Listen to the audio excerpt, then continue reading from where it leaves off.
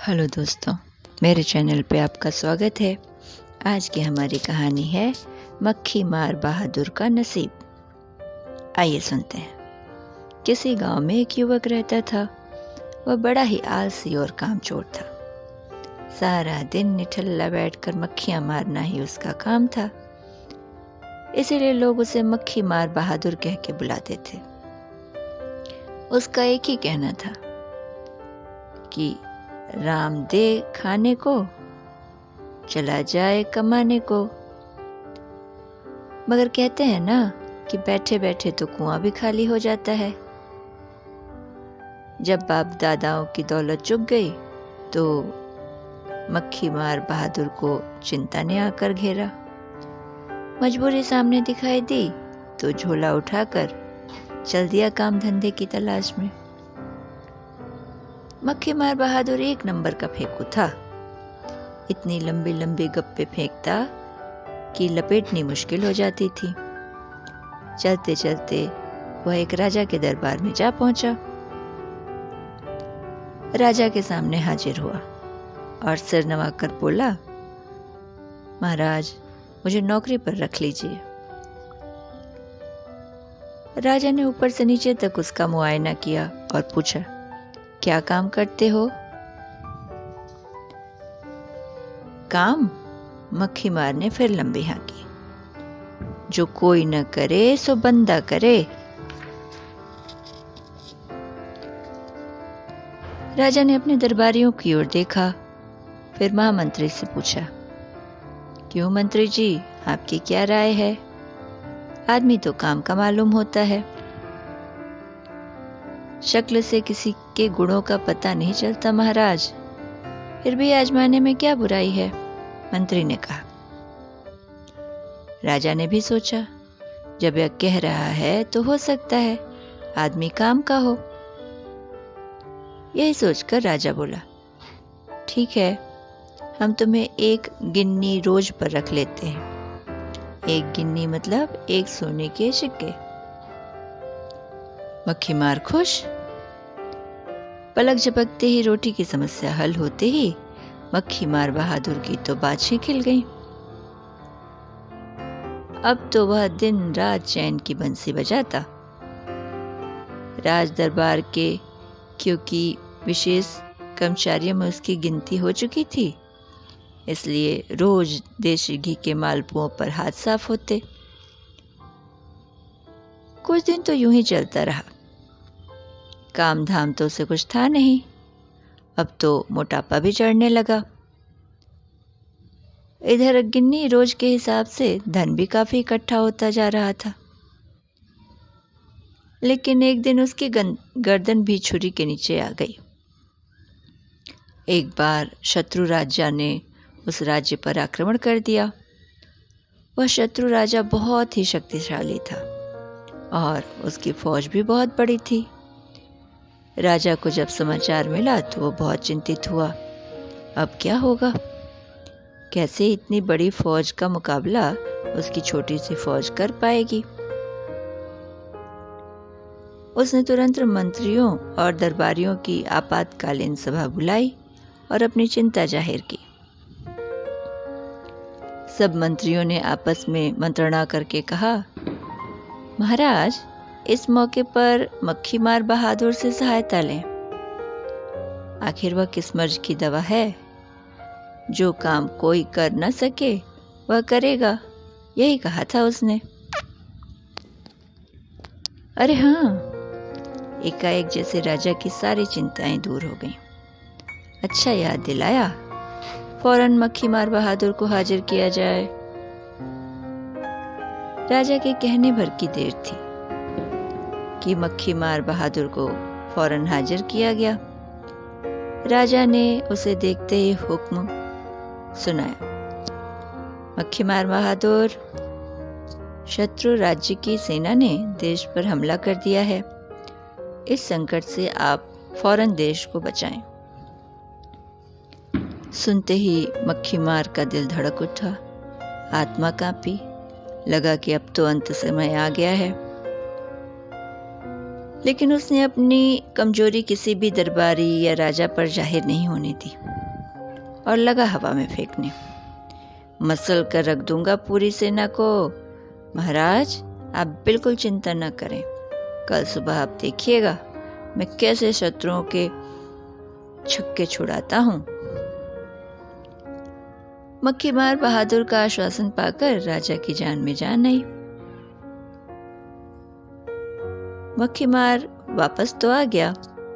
राजा के सामने तो उसने बहुत लंबी लंबी छोड़ दी थी, मगर अब उसे पसीने आ रहे थे। उसे लगा कि अब यहाँ से बोरिया बिस्तर समेटकर भागने का समय आ गया है। बहुत ऐश कर ली। यह ख्याल मन में आते ही उसने अपने खाने के लिए 3 रोटियां बनाई और बोरिया बिस्तर उठाकर रात के अंधेरे में गायब हो गया। सुबह उठते ही राजा ने उसे तलब किया कि दुश्मन से निपटने के लिए उसकी योजना पता की जाए, मगर पहरेदारों ने आकर बताया कि उसके कमरे में तो ताला लगा है और मक्खी मार का दूर दूर तक कुछ पता नहीं।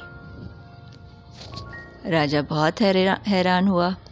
उसकी खोज में सैनिक भेजे गए, मगर मक्खी मार बहादुर होते तो मिलते। राजा की परेशानी क्रोध बनकर फूटी।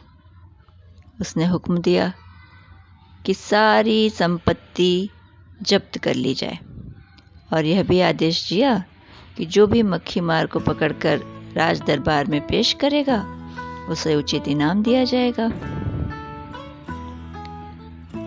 फिर विवश होकर राजा ने अपनी सेना को मोर्चे पर भेज दिया। उधर मक्खी मार बहादुर साहब चलते चलते एक जंगल में जा पहुंचे। सुबह हो गई थी, चारों ओर धूप खिली हुई थी। मक्खी मार जी को भूख की सताने लगी। इधर उधर देखा तो उनकी नजर एक कुएं पर पड़ी। मक्खी मार जी ने सोचा कि क्यों न बैठकर यहीं भोजन कर लिया जाए। उन्होंने कुएं की मेड़ को साफ किया और रोटियों की पोटली खोलकर बैठ गए। सोचने लगे कि रोटियां तो 3 हैं, अभी न जाने कहाँ तक सफर करना पड़ेगा।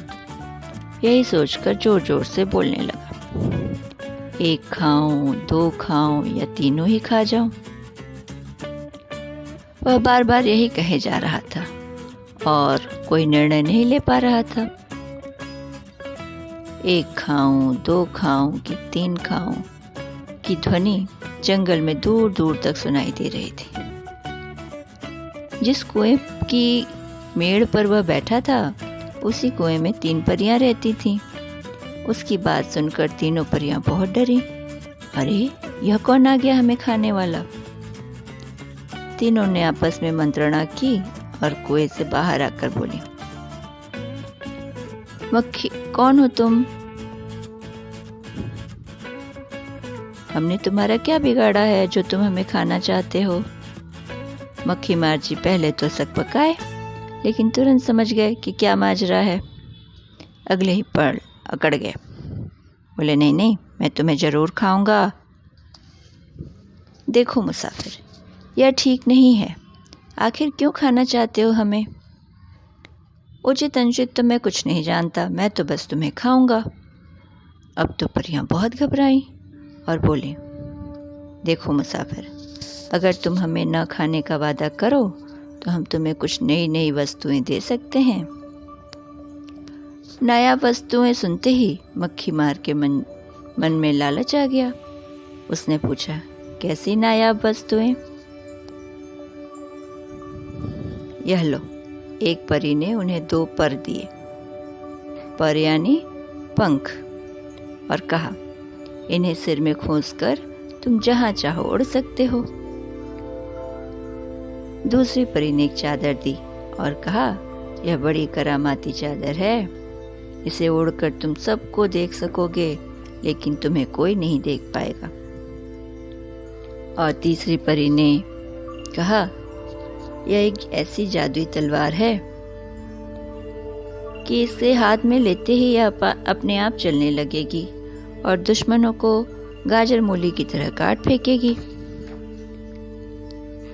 अब तो मक्खी मार की बाछें खिल गईं। उसने मूंछों पर ताव देते हुए परियों से तीनों वस्तुएं ले ली, फिर पंख को सिर में खोसा, तलवार हाथ में ली और चादर ओढ़कर बोले, मैं शत्रुओं के बीच जाना चाहता हूँ। मक्खी मार के कहने भर की देर थी कि वो वहां पहुंच गया मैदान जंग में और मचा दी मारकाट। पलक झपकते ही शत्रु पक्ष में हाहाकार मच गया।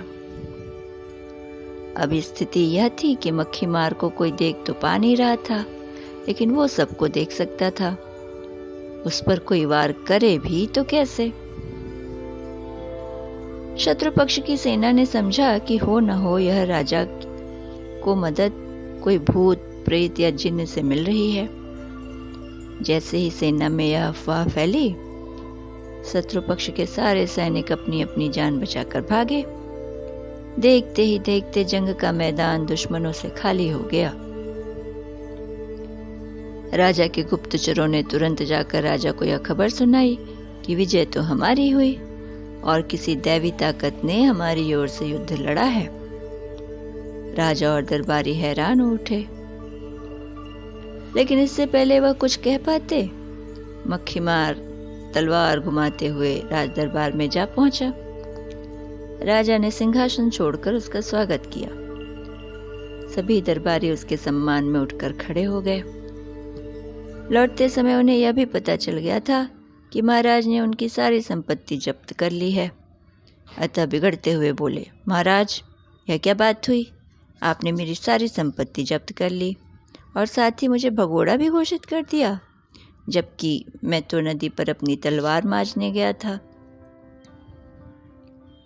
रात में मैं खून पसीना एक कर तलवार को तेज करता रहा और सुबह ही शत्रुओं पर टूट पड़ा। बुरा न मानना मक्खी मार जी, हमने समझा कि आप डर कर भाग गए हैं।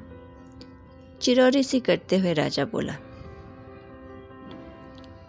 आप सेना आदि कुछ भी साथ लेकर नहीं गए? अरे महाराज, मैं कोई छोटा मोटा योद्धा थोड़े हूँ जो सेना लेकर जाता। क्रोध न करें मक्खी मार जी, क्रोध न करें। अब हम आपकी संपत्ति से भी दुगनी संपत्ति आपको वापस लौटाएंगे और आज से 2 गिन्नी रोज आपको राजकोष से मिलेगी। और फिर राजा ने अपनी संपत्ति के साथ ही अपनी पुत्री की शादी उससे करने की घोषणा भी कर दी। निश्चित दिन पे मक्खी मार बहादुर की शादी राजकुमारी से हो गई। अब तो मक्खी मार की 4 उंगलियां 5 उंगलियां घी में थी। मगर अब उन्होंने निठल्ले बैठना छोड़ दिया और कामकाज में व्यस्त रहने लगे। जिम्मेदारियों का बोझ बढ़ते ही गप्पे हाँकने की आदत भी दूर हो गई थी। बस दोस्तों, इतनी ही थी ये कहानी। आशा है आपको पसंद आएगी। सुनने के लिए धन्यवाद।